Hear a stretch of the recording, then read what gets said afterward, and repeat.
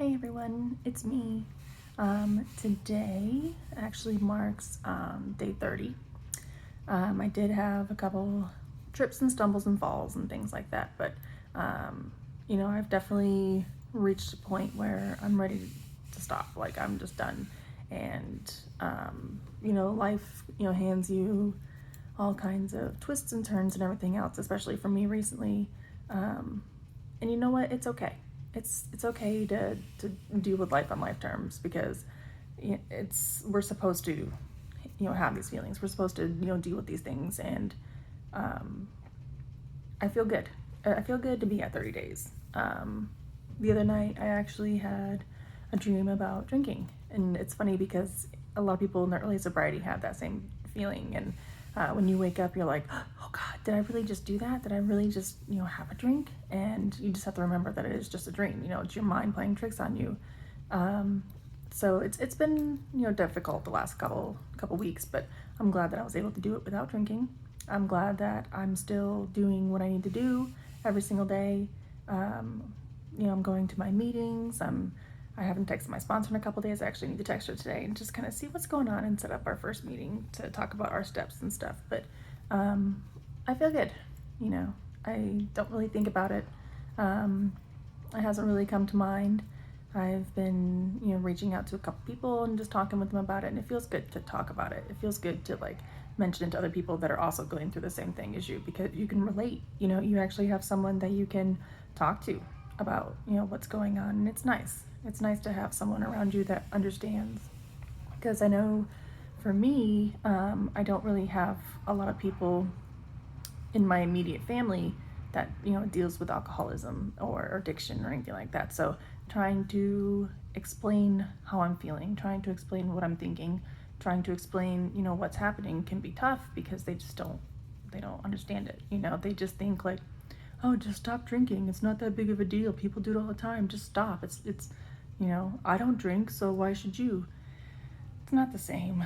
It really isn't. In my family, my on my paternal side, my dad's father was an alcoholic, and so it did kind of skip a generation and ended up in my generation.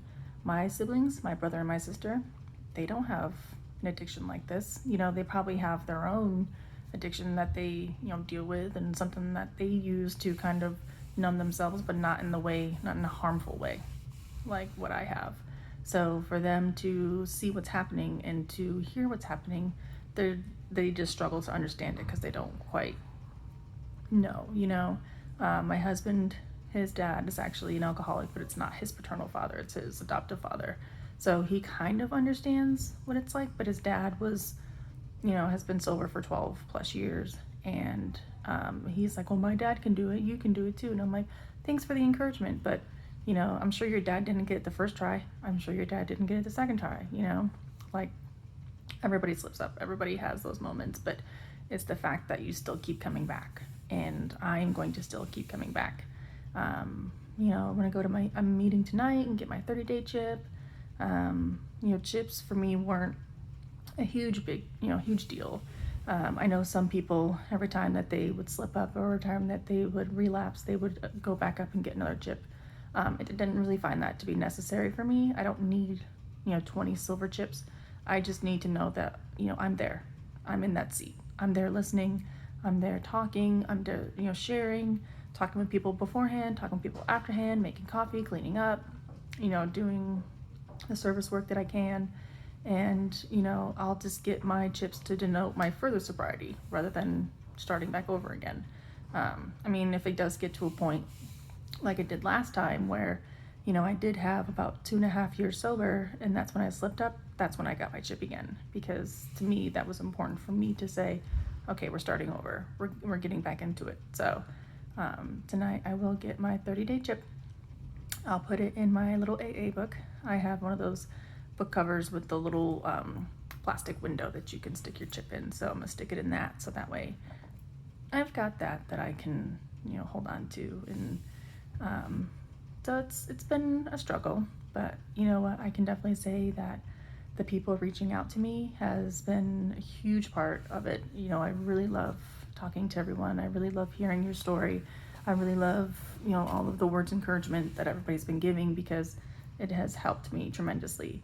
And I even like it when people just message me their sobriety date. You know, like I'm so proud of you. I'm very proud of you for making it the 2 years, the 5 years, the 27 years. You know, it's wonderful to hear those stories. It's very humbling, and it's very hopeful that, you know, someday I'll be able to see somebody that I can say, yeah, you know, my sobriety date is blah blah blah, and I can give the encouragement that they need, you know, to keep going on their sobriety trip. So yep, today's day 30. I'm excited for today. I'm excited for my meeting tonight. It'll be a good day. You know, I'm finally feel like I'm getting out of my little funk that I was in.